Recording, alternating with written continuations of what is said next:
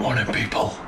I'm whispering because it's 2 AM and I'm just away to set off and ride this, the brand new Sinnis 2021 Terrain 125cc adventure bike. And I'm setting off on an adventure. We're gonna ride round the UK.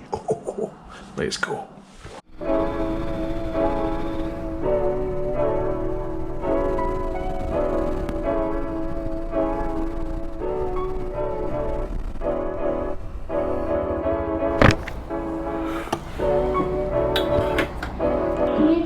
Bike and remove your helmet, please.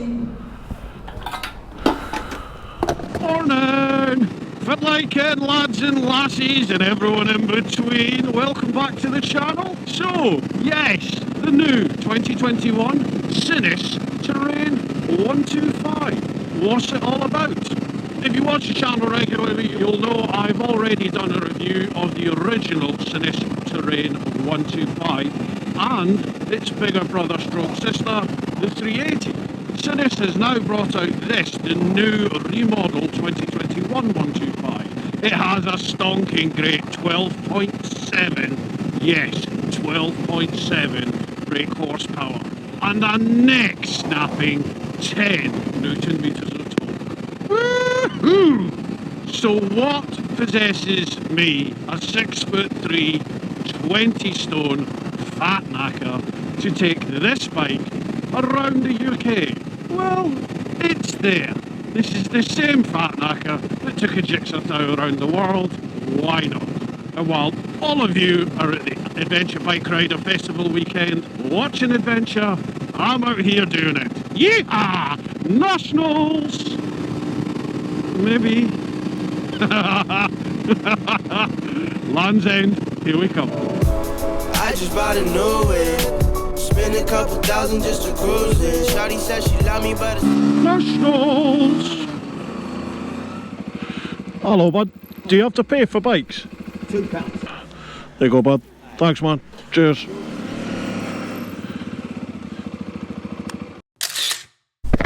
Well, folks, looky here. That's us. We got to Land's End. It's about 11:30 in the morning. I'm about an hour behind, but I stopped and had a bit of a kip because I needed it. What is this bike like? Well, I mean, it's exactly what you think a 125cc is going to be like. Most of the time you're sitting around 45-50 miles an hour. Any kind of incline that can drop to sort of 30. It does struggle on these hills, even with that enormous 12.7 brake horsepower and 10 Newton meters of torque. This little 125cc single piston engine, it does struggle.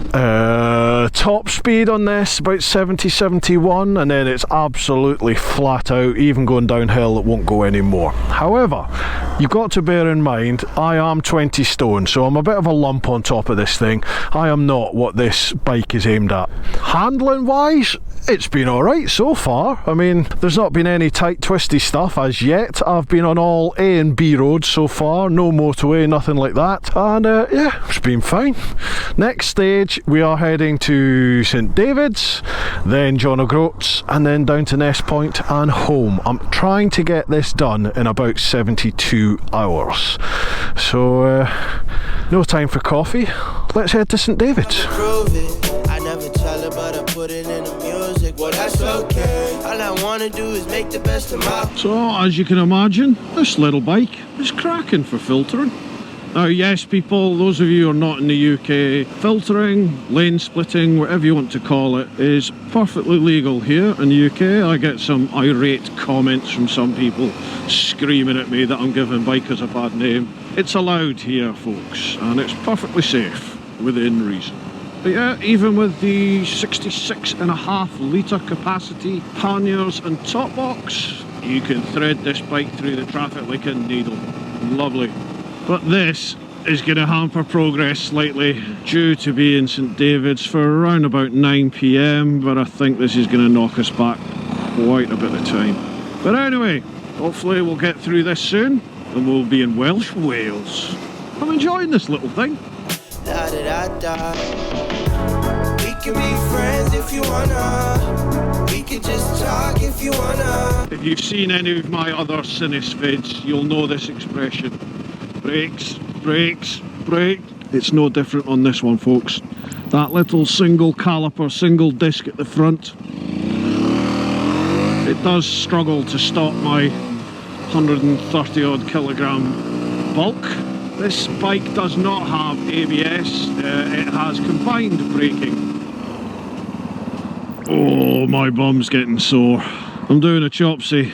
My ass! My ass!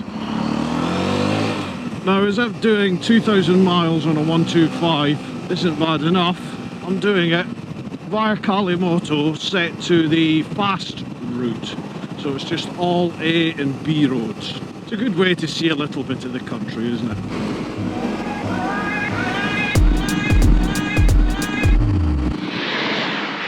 Battery change.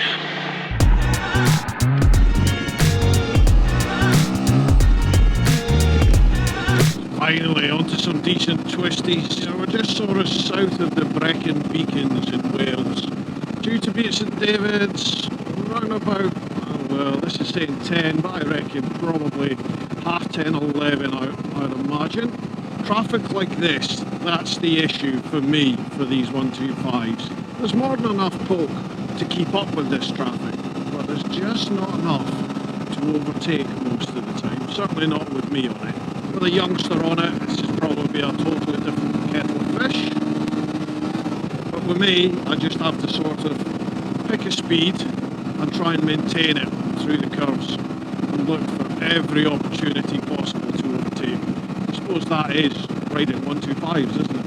It can be a lot of fun. It's not often you can ride a bike in Wales with the throttle pinned constantly and not have to worry about the old bill.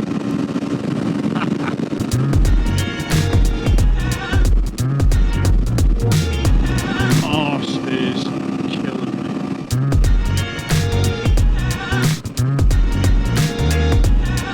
Oh, blimey. It's cold, wet and blowy. Just coming up the Pembrokeshire coast towards St David's now. If you've watched the GS Adventure 1250 GSA review, then you'll know I attempted this on that. And it didn't end too well in St David's. Nationals! Come on, little Sinnis. Come on.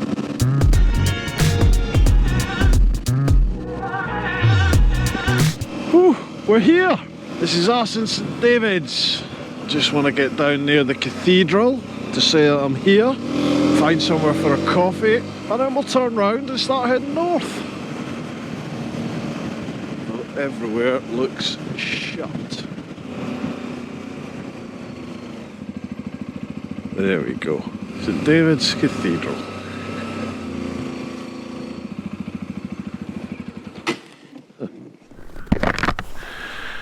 Well, folks, look, we made it. We made it to St David's.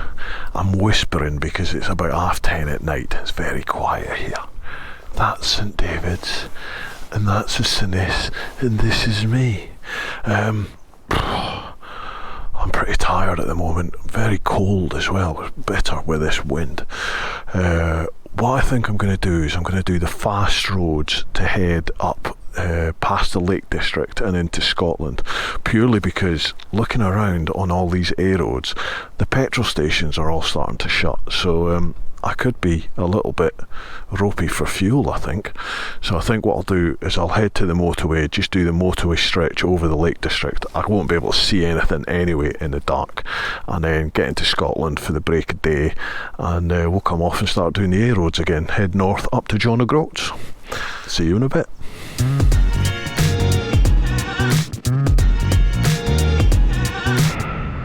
Oh, the golden arches.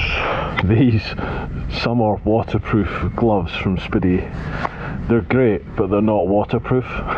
They're really nice and tactile and you get a great feel for, through them, but they're not waterproof, so my hands have got wet in this rain. There's no heated grips. That's it really. It doesn't matter about the rucker, that's keeping me all nice warm and dry, but once your hands are cold, it sort of just comes through then into your core. So I was so tired there. I found a petrol station that was shut in Wales.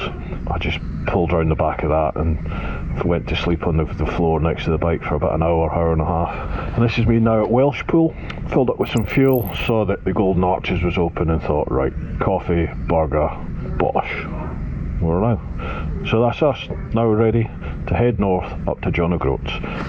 Ugh, cold, wet gloves, nice.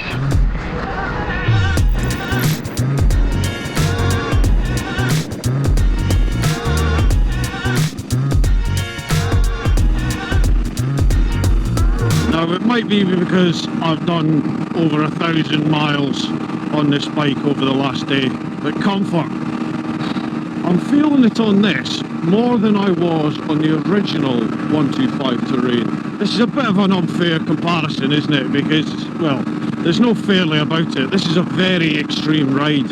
It's extreme when you do it on a big bike, let alone when you're doing it on a little 125 and you're like a fat gorilla sat on the thing.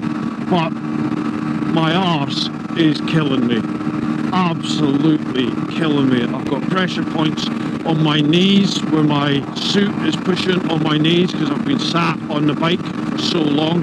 What I'm finding is if I just scoot myself up onto the pillion seat, that's actually a little bit of a reprieve on the bum cheeks.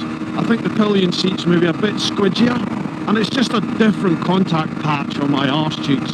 Plus my knees aren't quite as bent, so it's not bad actually. I've done quite a percentage of the ride like this.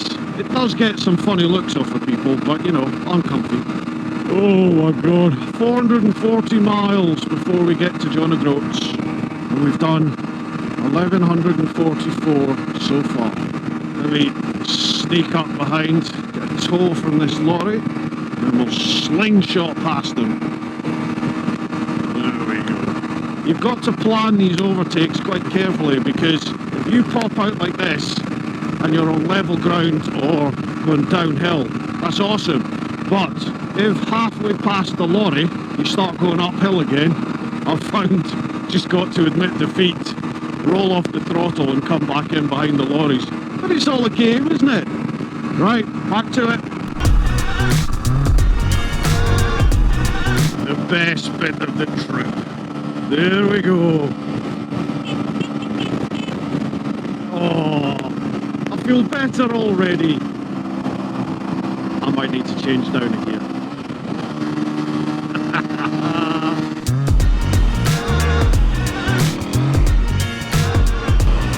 This doesn't look good. What's going on here? Looks like we're going to be there about 6, half 6, I reckon, once you add in stops, etc. Probably 7 o'clock tonight we'll get to John O'Groats. Now, in my sort of provisional timetable, I'd expected to be there about 5, and I would have been, but I've had quite a few sleeps today. It was a really rough night through the night last night. Bitterly cold and wet, needing a few more power kips throughout the morning, so it's just not worth it, folks. You know, trying to battle it when you're on the bike and you're doing the nodded dog, it's just not worth it. Listen to your body if you're doing these sort of endurance, well, actually any kind of riding. Listen to your body, you know, if you need a sleep, just pull over, find somewhere, just pull over. I just lie on the ground, or, you know, if I'm in the services, find a chair somewhere, just go to sleep. Sometimes you only need 10 minutes, 15 minutes, and you wake up right as rain, and that's you. But anyway, let's carry on, heading north, and I would walk 500 miles. Ba-da-da, ba-da-da.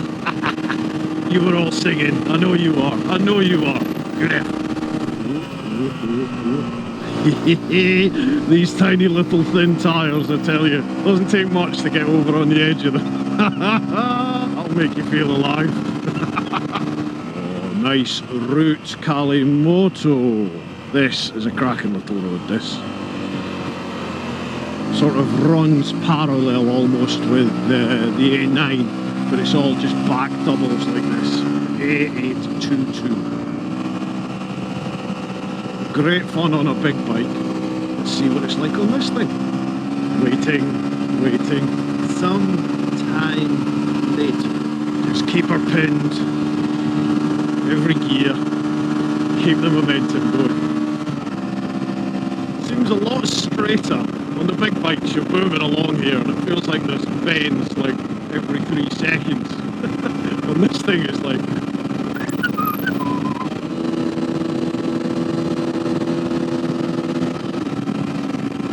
I promise you, there are bends, there are. What I love about these wee bikes, you just pin everywhere. Every gear, pin it. Oh, he says. That was weak. I could have, I should have, but I didn't. Wow. Now that's probably just because of my bulk, my fat ass. Coming down the hill there into that right-hander, you could feel the bike sort of wallowing like that, back and forward, where the front and the rear shock are sort of working against each other.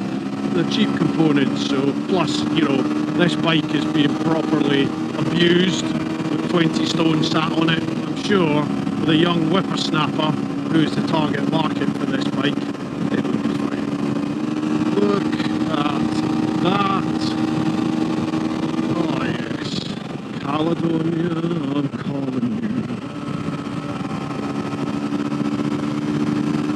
Oh, I'm home. I am home. You're welcome, world. You're welcome.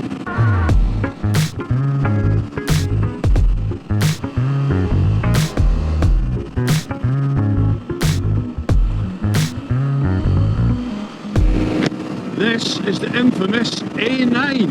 Fantastic road that sweeps basically all the way from Perth, in fact south of Perth, almost near Stirling, all the way to Inverness. Great road, but yeah, there used to be so many accidents, deaths on this road, that it got the title the most dangerous road in the UK at one stage.